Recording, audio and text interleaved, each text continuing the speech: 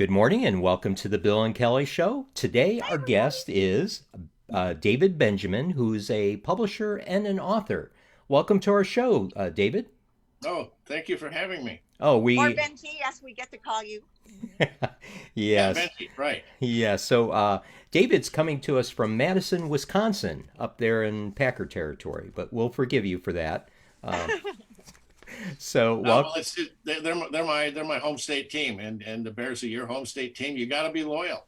That's right. oh yeah, Well, since the actually, we live in Indiana, so officially it would be the Colts, but we're a Chicago suburb, so go yeah, Bears, go yeah. Cubs. Besides that, my dad has anointed me a Bears fan and Cubs fan since I was a fetus. So there you go. It's going to be hard to change me now. Yeah, well, I picked up on the Packers in 1961. Yeah, it's about I when was about I was 12. let's see, in 1959, I think I heard the rumblings while I was in my mom's tummy, bear down and go Cubs. So, oh yes, oh well. Like I told you, my dad, there's a holy trinity: the Bears, Cubs, and Purdue. So there is nothing outside of that. Well, let's get back on track here, shall we? I don't Although we see could why. talk about this, the rest of the hour, but We could, but so I want to hear more about Benji. yeah, yeah. He's asked us to call him Benji, and Yeah. so you sure you're comfortable with that? That's what you've Oh, of been. course, my wife. But when my wife, in my 25th high school reunion, all my friends called me Benji, and that was the first time the Junko met my friends from Wisconsin because we were living in Japan at the time, and she just thought that was a wonderful thing, and she stopped calling me Benjamin and started calling me Benji. But I've always Nice. gone by some variation on my last name. Got it. So Benji, why don't you tell us a bit about yourself, where you're born, raised, and give us a little bit of idea what inspired you to start writing. Oh, well, I was born and raised until I was 13 in Toma, Wisconsin, which is, according to Madison people, it's up north, but it's in the middle of the state, and we always regarded up north as somewhere around Bayfield. But I grew up in those formative years in Toma. Went to St. Mary's School, the Catholic school on top of the hill, and I I guess you're asking when what inspired me to become a writer. I think it was in first grade. We had a trip to the library, which I thought was just an absolutely wonderful place. I couldn't read, but we went to a little reading that was held downstairs in the children's room, and they started, and the librarian read Dr. Seuss, and something stirred in me, and subconsciously I said to myself, "That's what I want to do." By the time I was in second grade, I was turning my uh, spelling workbook into a storybook. I knew all the words, and my teacher, Mrs. Poss, Annabella Poss, a wonderful lady, uh, Oh, told me to start making sentences out of the words in the back of the book. And so I started doing that, and I strung all those things together into stories. By the time I was in third grade with Mrs. Schober, I started my first novel. That Hmm. novel, wow. fortunately, has been lost. Oh Uh, no. yes, if I could find it, I would probably burn it. Well, Benj, I want to say I feel kindred spirits here because I too, at an early age in a Catholic school, was inspired to write. However, I took a completely different path. There was some graffiti on the back wall of St. Mark's in Glen Park that someone didn't really view that as writing for some reason. The words just had an entirely different meaning, and so to this day, I could still be serving 6:15 a.m. mass had it not for the school being shut down. So there you have it. So that to two different ventures and forks in life. You become an author, and I become a podcast host. Speaking of graffiti, the best place to read it is to go into one of the toilets at Harvard University. I It's haven't made really it there yet. it's really clever. It's Oh, I'll I bet. bet. it's high end graffiti. I bet. I lived in Boston for a while. I never went to Harvard, but I did sneak onto campus and use a couple of the toilets. Ah, well, there you go. No, I don't think they would even allow me to do that, unfortunately. But I also knew where to park. ah, Ah, that's the hard part. you park in Parking around Boston. Harvard Square is an art form. Yes, it is. Did you ever park at the harbor? I parked the car in Harvard Yard. Yeah. Yeah. Well, good for you. Yeah. You know, one of the just to correct a misconception, in Boston, people don't say Boston; they say Boston. Oh, People get that wrong. yeah. They also get Tom Brady wrong, but we won't get into that right now. Yeah, we've got to try to avoid football at all costs. Yeah, of Yes. course. There's a whole danger area here that we could get into. So But as I told you, well, I'll try to bring us back on track. So let's not from your early elementary writing career, you went on to start writing some essays. Is that correct? You know, I was the first serious first essay that I wrote that we could call an essay was probably my freshman year in high school. It was a spoof of Sergeant Rock comic books. And while I was in high school, several friends and I started a literary magazine. This was a brand new high school. It was La Follette High School in Madison. I had moved to Madison when I was 13. It was a brand new high school, and we started the first literary magazine in the school's history. This was 1965. There wasn't an official literary magazine for the school until more than a year later. We called it the ID, and we practiced the arts of writing and poetry and so forth, essentially as an underground publication that was printed on Spirit Masters. I don't know. They call them mimeographs. It was a mimeograph machine that my partner Bob Schuster had stolen from his church basement. And we published the ID on an irregular basis, but we always sold it out, and we had a following.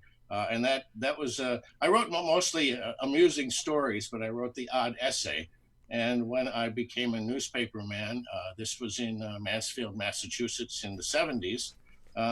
I became full-time. I wrote a sports column, a theater column. I wrote the editorials, and I wrote an opinion column on politics. So by the time I was finished with my newspaper career, I had written roughly 4 million words for the Mansfield News, and had probably printed 300 or 400 essays. And I kept up the habit. I was a columnist for 2 newspapers and a magazine in Japan while I was living in Tokyo.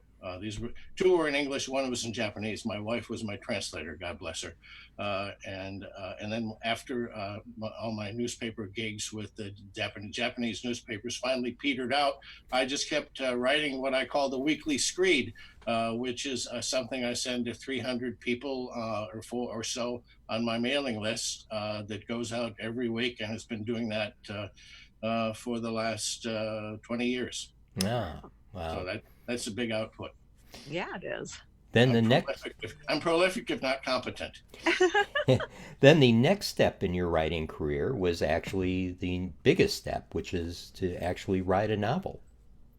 The first, I actually serialized a novel when I was working for the Mansfield News, but I left the newspaper before the novel was finished, so I finished that one up, and that's still on my pile of manuscripts to be revised and published. The first novel that I wrote that was published was The Life and Times of the Last Kid Picked, which was bought by Random House and published in 2002, and then in paperback in 2003. And it was about my growing up in Toma and Madison, and it was focused on the games and the sports kids played, the way children played before we had adult supervision. One of the things I point out in the Life and Times of the Last Kid Picked is that if an adult had showed up at the Sandlot by the Miller School to observe us and to give us pointers. We had plenty of rocks on the field to throw at him and drive him away. That the idea of being coached in those days, in the late 50s, early 60s, by an intrusive grown-up was almost unthinkable. And grown-ups didn't think much about that either. There was a little league, but it was a hand-to-mouth operation with only maybe 100, no less than 100, maybe 60 or 70 kids involved, and they basically had to be coerced into doing it. Most of the kids stood along the fence line and made fun of the kids who were playing in uniforms. Hmm. Yeah, it's now life is completely different for kiddos now. I mean, now Yeah. it's you got to be in organized sport if you want to do anything in high school. So it just seems like a complete, sandlot baseball is what we had when I was a Yeah. kid. Literally, and I thought that movie was one of my buddies who went on to write a movie script and a book. Literally, it was scarily like we played 24/7 baseball, and that was it. Yeah. Yeah, and that was the summer. You went out and you found a game and you played all summer long. Oh yeah, yeah, that was bringing back memories. So you began author, and this is prior to you opening up your own publishing company, which I'm going to get to. So how many books did you author prior to you opening the publishing company? Well, I have now a backlog of about 20 titles, novels mostly. Um, uh, but I wrote those when I had an agent. His name was Jack Scoville. He was a great guy. I'm not sure why he took me on, but I'm glad he did.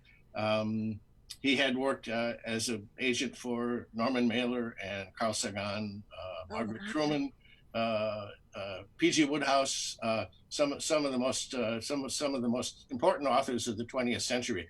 So he was a great find, and I was glad that I was working with him. And he helped me get The Last Kid Picked into print. Uh, and But in 2012, suddenly he passed away Hmm. from a blood clot that he'd picked up on a flight from his home, from his family in Utah back to New York City. And so I was left without an agent, and in New York City, an agent is a tremendously important thing to have. I discovered in the ensuing couple of years that authors in New York City who are already famous have an expiration date with the publishing industry, and I had apparently passed mine. Uh, so rather than keep beating my head against that wall, I took the advice of a bookseller I know in Paris, Brian Spence, who runs the Abbey Bookshop, which everybody should visit when the COVID virus quarantine is lifted and they can go back to Paris. He had been pushing me to self-publish, and it was something I resisted because I thought of self-published writers as vanity authors. But I came up with an alternative idea, which was to start my own publishing imprint, my own company, and to launch it with 3 books at once, Hmm. which is what I did. I started with a collection of my essays uh, entitled Almost Killed by a Train of Thought, uh, uh, uh, um, historical fiction set in mid 20th century called Summer of '68, and murder mystery set in Paris called Skullduggery in the Latin Quarter. Oh, And wow. those all came out on April 1st. Actually, they came out before that, but the official start of the company was April 1st, 2019. Since then, I have published 4 more titles, and I have the next title in production right now. I just finished the reviewing the copy edit. I sent it to my book designer. Now the latest one that you had published was Jailbait. Jailbait, yes. And that was an interesting story of a Chicago detective that was fired for having. Yeah, I'll let you tell the story. Well, he was trying to rescue this young girl from the streets, and she kept getting into trouble, and he kept pulling her out of trouble. And eventually, they fell in love. They had an affair, and it wasn't until after his affair had been discovered that he discovered that she'd been lying about her age. So he was labeled as a predator of underage girls. He lost his job, of course. His wife divorced him, and the only job he could get after that was acting police chief in a little town called Hercules, Wisconsin, which I made up, but it's located on Highway 33, somewhere between Cashton and La Crosse. And as he gets there, he has another encounter with a young girl, in which case he is completely innocent, but she is kind of an adolescent femme fatale. Her name is Josie Dobbs. And because of the incident with Josie, which I won't detail for you right now, you have to read the book, he loses his election. So around December, right around the end of November, he's a lame duck. He's got a month left in the job, and the biggest crime in the history of Hercules happens. The Hercules hardware is robbed, and somebody tries to burn it down, and the owner, a friend. One of Jim Otis. Jim Otis is the name of the policeman. I should have mentioned that before, shouldn't it? Jim Otis, one of his friend, is almost killed. Who owns the store, and Jim Otis has to try to solve the crime. And Josie Dobbs, he thinks, is somehow involved in this whole thing, but nobody believes this because Josie is the queen of Hercules High. She is on the honor roll. She's going to Bryn Mawr. She's a cheerleader. She's the homecoming queen. She's the prom queen, and she is the pride of Hercules. And so Jim Otis is up against not only a very devious young woman, but the vast force of public opinion in the little town of Hercules. Right. Oh, I can't wait to read it. Yeah. And I think I told you about Kelly. She is the murder mystery biggest fan ever. And she has a group of friends that are, in fact, I think... The Nancy Drew crew. Yeah, I think the FBI calls on yeah. them periodically to help solve some mysteries, right, Kelly? Yes. Well, Josie Dobbs is the opposite of Nancy Drew. Okay.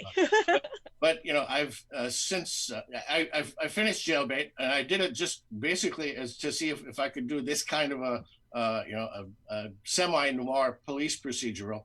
And my wife Junko liked it so much that she said, "You've got to make Jim Otis into a regular character." So since then, I've written manuscripts of 2 more Jim Otis novels. The second one is called Bastard's Bluff, and the third one is called Woman Trouble. Yeah. Cool. And those will be coming out from Last Kid Books sometime in the next year or so. Nice. You never know. Sometimes it could be made a movie or, better yet, Netflix series. Well, it's interesting. I have a friend in Arizona with whom I have absolutely no political affinity whatsoever, but he loves reading my fiction. And he said to me, one of the nicest compliments I've ever gotten, he wrote, "You write movies." Yeah. I mean, just the plot that you told us, I thought, man, that would that would be a great movie. And which kind of rolls me in another subject we'd like to talk to you about before we move on, is that you were putting on some workshops, were you not, about writing mysteries? Yeah, I've done a number of book events, readings, and I always try to get the audience involved in my readings because otherwise people fall asleep while you're talking. And People then, do that during my morning show, I found out. Well, this is it's early in the morning. They're entitled to go back to sleep. But I decided to modify the format a little bit and start putting together themed book talks. And I've set up a few. I set up a few of those, and then the virus hit, and of course they all got canceled. But one of them, the one that's relevant to Jailbait and several of my other books, is the three key elements in a murder mystery, and I refer to them as the 3 M's. You have to have a MacGuffin. you often have a Moriarty, and you need a Marlowe. The MacGuffin. A MacGuffin is a word that Alfred Hitchcock invented for the element of plot that drives the story, and very often it's actually, catching or finding or detecting the MacGuffin becomes irrelevant because it's the pursuit of the MacGuffin rather than the acquisition of the MacGuffin that's important. Probably the most famous MacGuffin that we know of was invented by Dashiell Hammett, and then it was and then of course Humphrey Bogart uttered one of the great lines in movie history, referring to the Maltese Falcon as the stuff that dreams are made of. And the Maltese Falcon was this statue that turned out to be worthless in the end after everybody pursued it. The Moriarty is, of course, the criminal mastermind who is there but not there, elusive and difficult to understand and analyze. And Moriarty was, of course, that character in all the Sherlock Holmes mysteries. Sure. Yeah, in my novel Skullduggery in the Latin Quarter, which has all three M elements, my Moriarty is the greatest criminal the greatest literary criminal on the face of the earth, and his name is Crisco Krilkin. And you barely see him through the whole movie until the very end, and then he disappears like a puff. Because that's the way a good Moriarty behaves. And then the third element is Marlowe, and Marlowe is, this was, of course, the Philip Marlowe, the character in all of Raymond Chandler's brilliant novels, and he is the flawed but persistent detective who fumbles his way and detects his way to the solution of the crime, or the non-solution in some cases, at least to the end of the book. And so the thing that I came up with these three M's, and then one of the things that I am planning to tell people, and I can tell you, is that you don't need all three. And sometimes there is, the Moriarty is as flawed as the Marlowe, and the many different variations possible in a murder mystery makes you sticking to this formula completely irrelevant. It's just that a lot of murder mysteries have these three elements, and so that's part of my book talk, part of my workshop about this. It's I'm a writer who doesn't like formula. I tend to violate formula, which makes me hard to sell. So even when I talk about a formula like this, I don't really mean it that literally. I'm just saying that these are kind of a guideline for helping to understand how a murder mystery is put together. Well, writing is, in a sense, an art form. So, I mean, what you described there is a process that artists follow. You never follow a particular. It depends what inspires you at the time, and that's the beauty of the art. Yeah. So, wow, man, this has been a wealth of information. Now, let me bring up some other topics or some other book titles before we let you go. The Black Dragon. Well, Black Dragon has all three of those elements. This takes place in a contemporary time in Japan. It's a political thriller. Mm-hmm. I actually won the New York City Big Book Award for political thrillers for this one. In fact, all six of the books that I've published so far, except for Jailbait, which is still fairly new, have won independent press awards of one kind or another. So that's a big boost. That helps my credibility. Black Dragon takes place right now in Tokyo. Actually, no, it takes place around 1990 in Tokyo, right around the time that the Emperor Showa died. It's what happens is that suddenly a lot of bombings and assassinations begin to take place, and they're all aimed at the leaders of the right wing and the conservative forces in Japan. And the assumption by the police and the authorities is that it's one little wing of the largely defunct Communist Party in Japan. But my protagonist, who is a journalist, American journalist, a roving correspondent named Steve Knight, joins together with an old Japan hand named Ike Greenwald and his new assistant, a young woman named Mie Nishimura, and they come to the conclusion that it's more complicated than a simple communist plot. And we eventually find out that it's a conspiracy led by a right-wing politician who calls himself Lord Toyama, who has revived a secret, not so much a secret, a political terrorist group that goes back in Japanese history to the 1880s, called the Black Dragon Society. Oh, okay. And the Black Dragon Society's history is largely suppressed in Japan.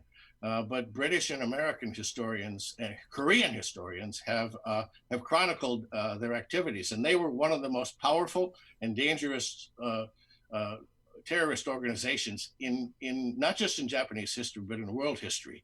Wow. The original Toyama, who started out as a street gangster in Tokyo, became the de facto shadow emperor of Japan, because if someone disagreed with him, he would have him killed. So the plot line in the Black Dragon in Black Dragon is the revival of the Black Dragon Society, whose goal is to essentially kill off the entire imperial family so they can appoint a regent and take over the country. And only this Steve Knight and Ike and Mie are the ones who fight the right battle while the police are fighting the wrong battle. And they also get some help from a lame duck American ambassador to Japan, who looks and sounds a lot like Walter Mondale. Oh yes, Walter Mondale. All things come back to Wisconsin, don't they? So. But my first reader, I have a friend in Madison who reads all my books first, and his name is Gaylord Plummer, and he after he read it, he said, "Geez, Benjamin, you wrote a page turner," which was nice to hear from him. High praise. He reads a lot. I've got to ask this question because I believe you mentioned it, but it just so our listeners know, you lived in Japan for quite a while, did you not? Yes, right. I lived there for 7 years. Wow. So you got a sense for their culture and their history. Well, one of my books is called Sumo. I was going to ask you about that. Do you have a fascination with the sumo wrestling? I got, before I went to Japan, I hated sumo. I thought it was just fat guys rolling around in the dirt. But no, that's a Packers game. What? That's a Packers game. or a Bears practice. Come on. But I had been a high school wrestling fan when I was in high school, so I understood wrestling to some extent. And so when I got to Japan, and I was working on a book, but I'd run out of gas around 3 p.m. every day, so I turned on NHK 6 times a year for 2 weeks and started watching sumo, which runs from 3 to 6 p.m. Actually, it runs all day, but the main matches are from 3 to 6 p.m. And I began to appreciate what these guys were doing. They were grossly overweight, and they had been groomed to be overweight. But beneath all that fat, a lot of these were not only good athletes, but several of them were just great athletes. Yeah. And since it's almost impossible for anybody to afford going to sumo matches in Japan, it's more expensive than going to the Cubs games. Okay. Wow. Okay. Yeah, I believe. Oh boy, people watch it That's on TV. Expensive, pal. Sure. So I wrote a tongue-in-cheek but very thorough guide to watching sumo at home and understanding what was going on from the point of view of. Also, it's important to note that most of the foreign gaijin sumo experts in Japan are more interested in the pageantry and the gossip in sumo rather than the sport itself. So I wrote a book for sports fans from the point of view of a off and on lifelong sports writer, Yeah. so that people could understand the game, the sumo in real competitive terms. Yeah. And it was published in 1990. It's still in print. It's probably the best-selling book on sumo that anybody's ever written, which That's means that great. Yeah. I've sold hundreds of copies. Well, unless this stay-at-home order doesn't get dissolved in a matter of a couple of months, so you could be writing a book about American sumo wrestlers because that's what a lot of us are going to look like after this quarantine. I'm afraid of that myself. Because the big exercise a lot of they us are did hold a getting. sumo tournament last month that was where nobody was allowed to watch. It was Oh, really? in an empty arena. Yes. Oh, well, a lot of, they're, in fact, I think they're scheduling a UFC fight in an island that Dean White or White owns. That he's the head of the UFC, and yeah, at all costs, right? So, Yeah. Right. yeah, boy. So, which brings us to another book that Yeah, I've got too Skullduggery many, don't I? Yes. in the Latin Quarter. So, Skullduggery in the Latin Quarter. Yes. yes. Um, uh, this this was set in Paris. My wife and I have an apartment in Paris. We've had it since 1995, and so we are there 3, 4, 5 months a year. And so I've gotten to know Paris pretty well. And one of the discoveries that before I went to Paris, I discovered the mystery stories written by Elliot Paul with a hero named Homer Evans, who is the epitome of the casual genius. Homer Evans appears in 9 mystery stories by Elliot Paul. Elliot Paul belonged to the family of the Lost Generation group in Paris in the late 20s and 30s. He started writing his Homer Evans novels in the 40s. And the first one is called Mysterious Mickey Finn. He also has one called Mayhem in B Flat, another called Hugger Mugger in the Louvre. And Homer Evans is a detective who would rather not bother with anything, just sit around a cafe and drink. But he gets dragged into these terrible mysteries by the police who need his help. And it's a wonderful character, and the books are not only funny, but they're intricate, and they have a splendid cast of characters. I couldn't revive Homer Evans, so what I did was I moved the story to right now, and I didn't try to replicate Elliot Paul's style, but I brought Homer Evans back to life in the form of his granddaughter, Circe Evans. Oh, nice. Yeah. I love that. Yeah. And my MacGuffin is, which shows up in the first page of the book, is a manuscript that was written by T.E. Lawrence of Arabia. It's his biography, Seven Pillars of Wisdom. He wrote it, and he was taking it to his publisher in 1919, and he left the manuscript at the Reading Railroad Station in England, and went back in a panic when he realized he'd left it behind, and it was gone. And it's been gone ever since, until the beginning of Skullduggery in the Latin Quarter, when it shows up at a little bookstore in a torn manila envelope.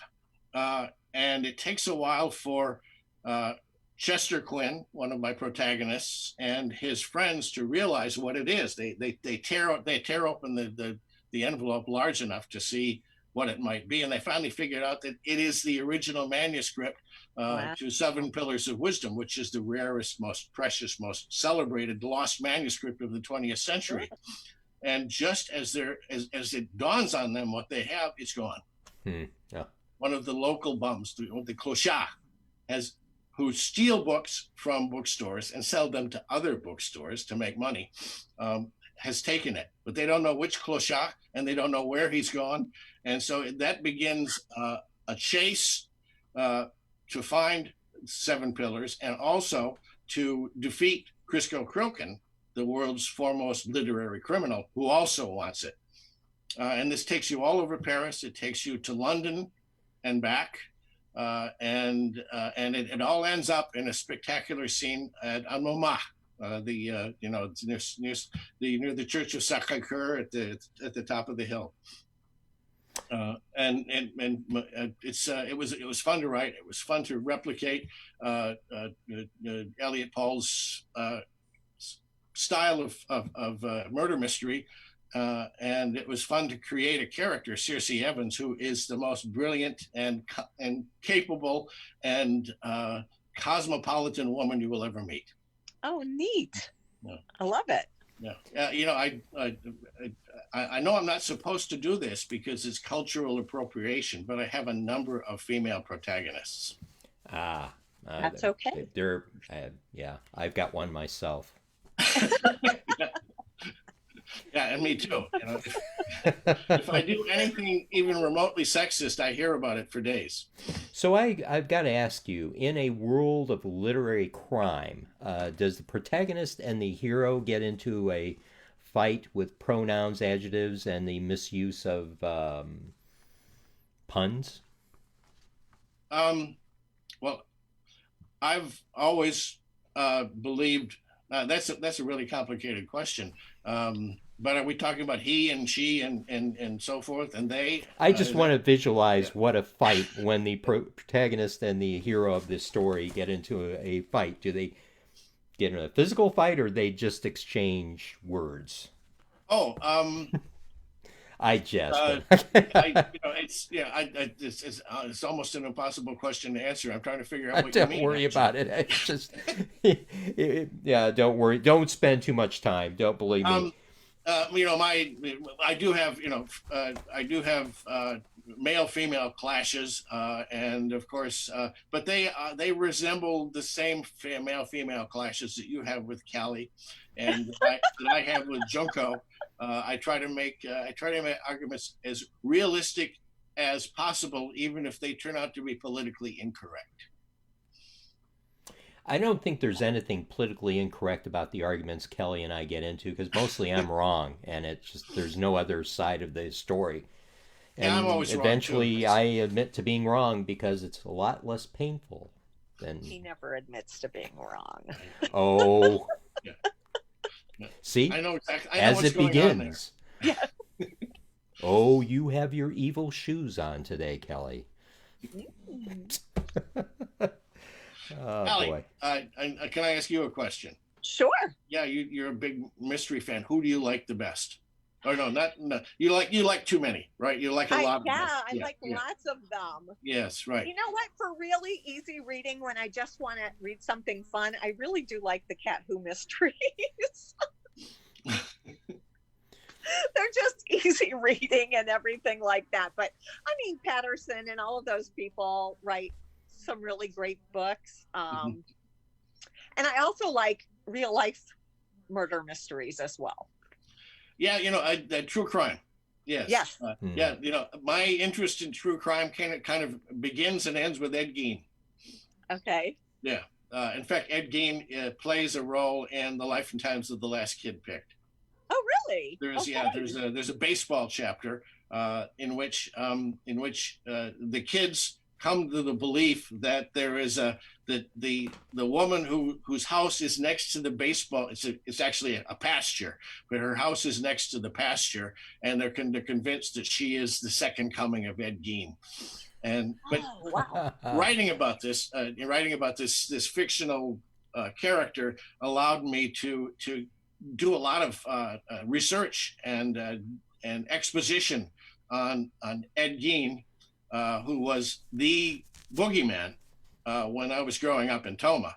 Sure. Every kid who did something bad was told, we're gonna throw you out of the house in the dark, and Ed Gein's gonna get you. Ooh. And that a lot of kids obeyed their parents out of fear for. Sure. Absolutely. You know, Ooh, I want to read. I can't wait to read these. I'm so excited. Yeah, I mean, you've wet our. We'd have to spend the next half hour explaining to all the people who were under 50 who the hell Ed Gein was. That's true. Well, you can do a whole show about that without me. Well, Benj, you've done one thing. You've kind of whet our appetite for your writing and your books. I'm kind of anxious to get a hold of one. To get your books? I mean, yes. how do people get these? I have a website, www.lastkidbooks.com. And that's probably the best way to go, because if you order the books from my website, I make money. If you can get them on Amazon, but if you buy them on Amazon, I lose money. So it's best to go to lastkidbooks.com, and also on my website you can read my weekly screeds going back for decades. Great. Or you can buy the book Almost Killed by a Train of Thought, which has 70 of my weekly screeds in it, some of which you can't find on my website. And that's it. Go to my website. Nice. Yeah. Well, David. Yeah, people can actually email me from there too if they want. If they want to tell me how bad my writing is, I doubt that. Well, I'll go. When I post my weekly screeds on Facebook, and when they are political, I get a lot of flames. Well, yeah. We try to stay out of that. Politics will do that. Yeah. It's a dangerous I world ran a to get weekly in. newspaper for 7 years, and every week I would have to walk into the grocery store and face the fact that some of the people I was writing about, the local officials, would be right there in the grocery store, right in my face, telling me how full of crap I really am. Yeah, that's what happens when you talk about it. If you get that kind of reaction, it means that you had an effect. That's right. Yeah. Exactly. Well, David, it's about time we start wrapping things up. We'll make sure that the information on your website, I know we've tagged you on your Facebook page, so they'll be able to get access to that, and I'll go ahead and put your website up. But boy, this has been a treat, I tell you, David. Yeah, I've got some book shopping to do now. Yeah, and I hope you get back to the point where, well, just not you, but all the authors can partake in book signings again.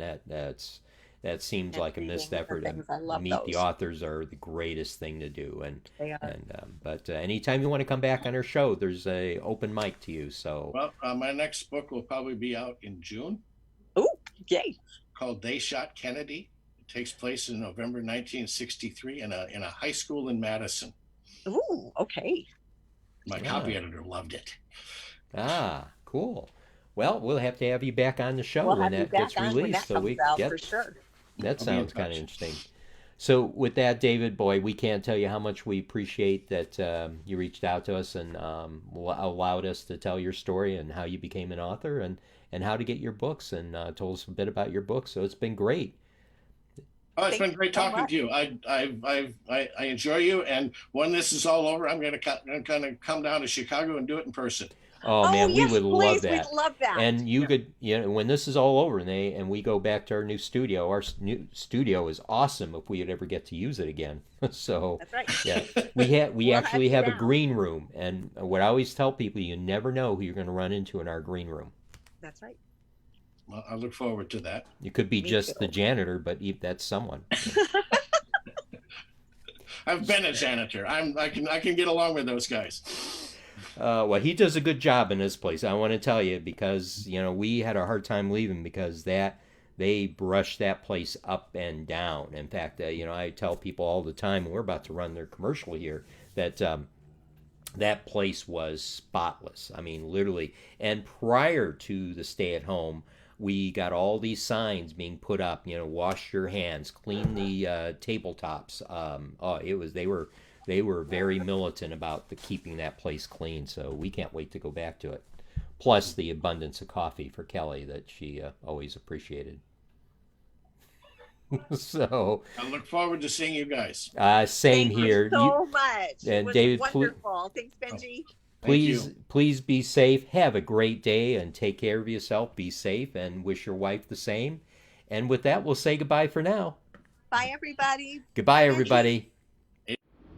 This episode of The Bill and Callie Show is brought to you by Executive Suite Squared by ATG, offering private and shared office space with 24/7 secured access, 3 state-of-the-art conference rooms, shared lounge and cafe area, receptionist, printing center, and fiber optic internet access with Wi-Fi throughout. Conveniently located just south of 8094 at the Kennedy Avenue exit at 2901 Carlson Drive in Hammond, Indiana. For information on how you can become a member, go to executivesuites2.com or call 219-844-2901.